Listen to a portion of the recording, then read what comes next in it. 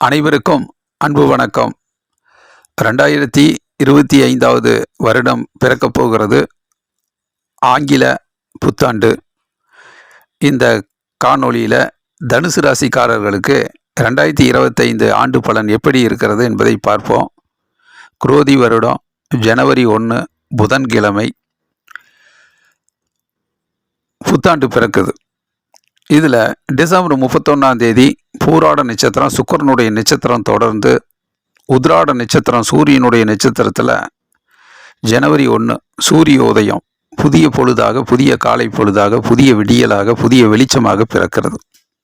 அப்போ தனுசு ராசிக்காரர்கள் புத்தாண்டு பிறந்து ஒரு புதிய காலை பொழுதில் எழுந்து சூரிய வழிபாடு செய்து புத்தாண்டை வரவேற்பது சிறப்பாக இருக்கும். தனுசு ராசிக்காரர்கள் 2025 சூரியனுடைய நட்சத்திரத்தில் உத்ராட நட்சத்திரத்தில் பிறக்கும் இனிய காலை பொழுதை ஒரு புதிய விடியலின் வெளிச்சமாக வரவேற்று 2025 என்னென்ன மாற்றங்கள் வரப்போகிறது என்பதையெல்லாம் தெரிந்து பயணித்து வெற்றி பெறுவது சரியாக இருக்கும். பெரும்பாலும் தனுசு ராசிக்காரர்கள்னாவே அது குரு பகவான் ராசியாதிபதியாக வர்றாரு. நல்ல அறிவு, சிந்தனை, கல்வியில் மேன்மை, ஒழுக்கம், பக்தி, இறையருள் இதில் எல்லாம் ரொம்ப நாட்டம் இருக்கும். தான் கற்ற அறிவை மற்றவர்களுக்கு ஒரு ஆசானாக குருவாக இருந்து மற்றவர்களையும் வழி நடத்தணுங்கிற எண்ணம் இயல்பாகவே இருக்கும். நல்ல பொருளாதார சிந்தனை இருக்கும். பண வருமானம், பொருளாதார முன்னேற்றம், இதையெல்லாம் வாழ்வியலை எப்படி கட்டமைப்பது அப்படிங்கிற ஒரு பொருளாதார சிந்தனையும் தனுசு ராசிக்காரர்களுக்கு இருக்கும். இந்த தனுசு ராசியில் மூல நட்சத்திரம், பூராட நட்சத்திரம், உத்ராட நட்சத்திரம் 1ஆம் பாதம். இது தனுசு ராசிக்காரர்களுக்கு அமைகிறதுனால இப்போ 2025 ஆங்கில புத்தாண்டே தனுசு ராசியில் தான் வருது. தனுசு ராசியில் தான் ஆங்கில புத்தாண்டே பிறக்குது. பூராட நட்சத்திரம் முடிஞ்சு உத்ராட நட்சத்திரம். இப்போ இந்த வருடத்தில் முக்கியமான 4 கிரகங்களினுடைய பெயர்ச்சி இருக்குது. அதை தெரிந்து கொள்வோம். இதில் சனி பெயர்ச்சி என்பது திருக்கணித அடிப்படையில் மார்ச் மாதம் 29ஆம் தேதி இடம்பெயருது.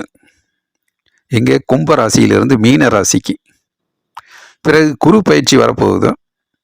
2025 மே மாதம் 11ஆம் தேதி ரிஷப ராசியிலிருந்து மிதுன ராசிக்கு இடம்பெயருது.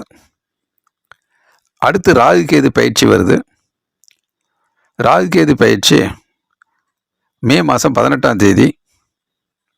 ராகு பகவான் மீன ராசியிலிருந்து கும்பராசியிலையும், கேது பகவான் கன்னி ராசியிலிருந்து சிம்ம ராசிக்கு இடம்பெயர்றார். இந்த கிரக மாற்றத்தினுடைய நிலைப்பாட்டில் தனுசு ராசிக்காரர்களுடைய வாழ்க்கையினுடைய நிலைப்பாடும் அவ்வப்பொழுது மாற்றங்களுக்கு உள்ளாகும். அதை தெரிந்து கொள்வோம்.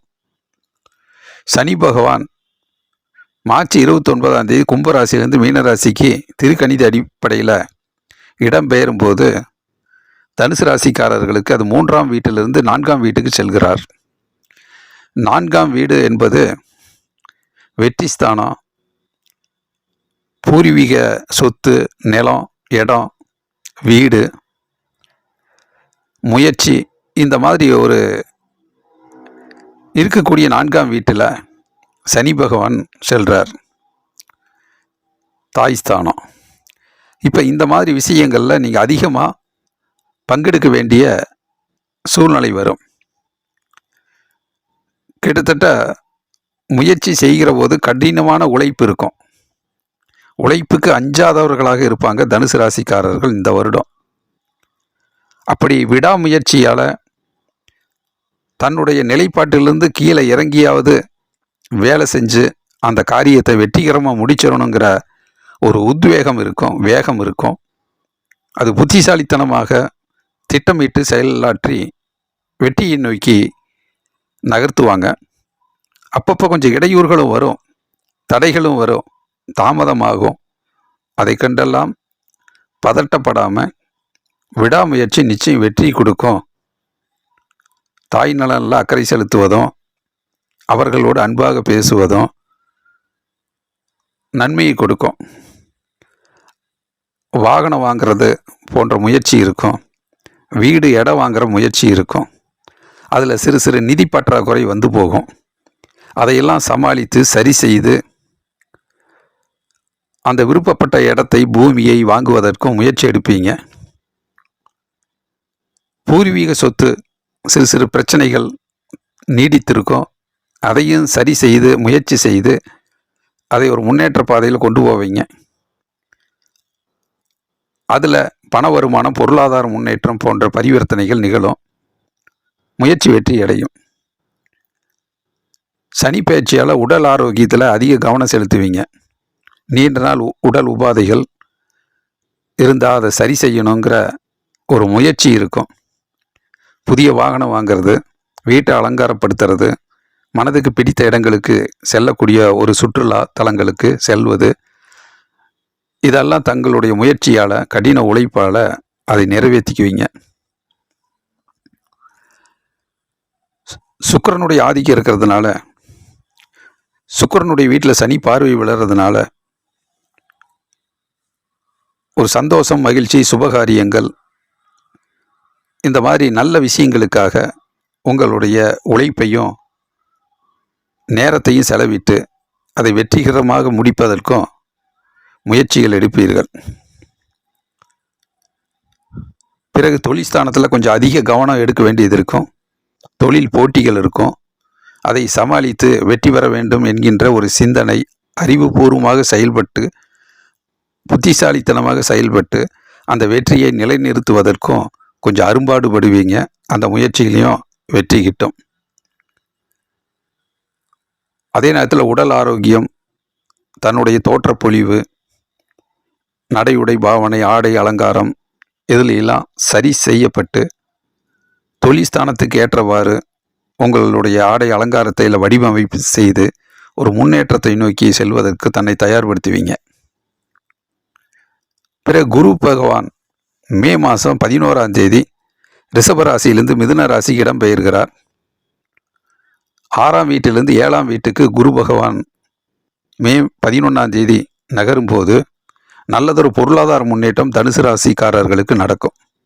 இது நாள் வரை கொடுக்கல் வாங்கல் பிரச்சனை, பணம் பரிமாற்றத்தில் பிரச்சனை, வரக்கூடிய பண பிரச்சனை, இதெல்லாம் தங்குதடை இல்லாமல் குரு பயிற்சிக்கு பிறகு வரும். சில பேருக்கு ஊதிய உயர்வு கிட்டும், பதவி உயர்வு கிட்டும், நல்ல நல்ல நிகழ்ச்சிகளுக்கு நிதி ஆதாரம் கிடைக்கும், தொழில் முன்னேற்றத்துக்கான ஃபைனான்ஸ் நிதி ஆதாரம் கிடைக்கும், நல்ல நிதி வசதி கிடைக்கும். மாணவர்கள் கல்வியில் சிறந்து விளங்குவாங்க. உயர்கல்வி பெறுவதற்கும் போதுமான பண வசதி கிடைக்கும். நல்லதொரு முன்னேற்றம் நடக்கும். அலுவலக பணியும் ரொம்பவும் மனதுக்கு பிடித்த மாதிரி சிறப்பாக இருக்கும். வேலை வாய்ப்புகளில் அதிக அக்கறை செலுத்தி ஆர்வத்துடன் பணியாற்றுவீர்கள். நல்லதொரு பொருளாதார முன்னேற்றம் இயல்பாகவே நடக்கும். குருமார்களினுடைய ஆசீர்வாதம், ஆலயங்களுக்கு செல்வது, இறை பக்தி, இது போன்ற விஷயங்கள் அதிக நாட்டம் இருக்கும். தான் கற்ற கல்வி, தொழில் கல்வி, இதை அடுத்த கட்டத்தை நோக்கி நகர்த்தி மிகச்சிறந்த வல்லுநராக தன்னை உயர்த்தி கொள்வீர்கள். மற்றவர்களுக்கும் வழிகாட்டுவீர்கள். உங்களுடைய எடுத்த முயற்சியெல்லாம் பலிக்கும். பொருளாதார முன்னேற்றத்தில் இந்த இலக்கை அடைய வேண்டும், செல்வ செழிப்பை உயர்த்தி கொள்ள வேண்டும் என்கின்ற உங்களுடைய இலக்கை 2025 நிறைவேற்றுவீர்கள். பண வருமானம், பொருளாதார முன்னேற்றம் உங்கள் வாழ்வில் நல்லதொரு மேன்மையான பலனை நிச்சயம் கொடுக்கும். குரு பகவானை விடாமல் வழிபாடு செய்யுங்கள். வியாழந்தோறும் தட்சிணாமூர்த்தியை தொடர்ந்து வழிபாடு செய்யுங்கள். சாமந்தி பூ போட்டு வழிபாடு செய்யுங்கள். பிறகு மே 18ஆம் தேதி ராகு கேது பயிற்சி. ராகு பகவான் மீன ராசியிலிருந்து கும்பராசிக்கு வருகிறார். கேது பகவான் கன்னி ராசியிலிருந்து சிம்ம ராசிக்கு இடம்பெயர்கிறார். இதில் ராகு பயிற்சி, ராகு பகவான் தனுசு ராசிக்காரர்களுக்கு ஒரு அற்புதமான இடத்துக்கு வர்றார். 3ஆம் வீட்டில் வரக்கூடிய ராகு உங்களை முன்னேற்றுவார், முயற்சியில் வெற்றியடை வைப்பார். உங்களுடைய நீண்ட நாள் கனவுகள், குறிக்கோள், லட்சியங்களை ஈரேற்றுவார், வெற்றிகளை ஈட்டி தருவார். நல்லதொரு புத்திசாலித்தனமாக விவேகத்தை வாரி வழங்கி வெளியுலகத்துக்கு ஏற்றாற்போல் எதிரிகளை புரிந்து வெல்லக்கூடிய ஆற்றலை கொடுப்பார். சனிக்கிழமை தோறும் 9 to 10:30 ராகு கால பூஜை வழிபாடு எடுத்துக்கொள்வதும் சிறப்பாக இருக்கும், நல்லதொரு மேன்மையை கொடுக்கும். அதே நேரத்தில் கேது பகவான் 9ஆம் வீட்டுக்கு வர்றார். கொஞ்சம் அதிர்ஷ்ட வாய்ப்புகள் கொஞ்சம் தள்ளி போகும். அதனால் கொஞ்சம் தடுமாற்றம் இல்லாமல் ஆன்மீக பயணத்தை மேற்கொண்டு இறையருளை பெற்று விநாயகரனுடைய ஆசீர்வாதத்தால் அந்த கை நழுவி போகாமல் அதிர்ஷ்டத்தை நிலைநிறுத்திக் கொள்வதில் நீங்கள் தன்முனைப்போடு விழிப்புணர்வோடு செயல்படுவது நல்லது.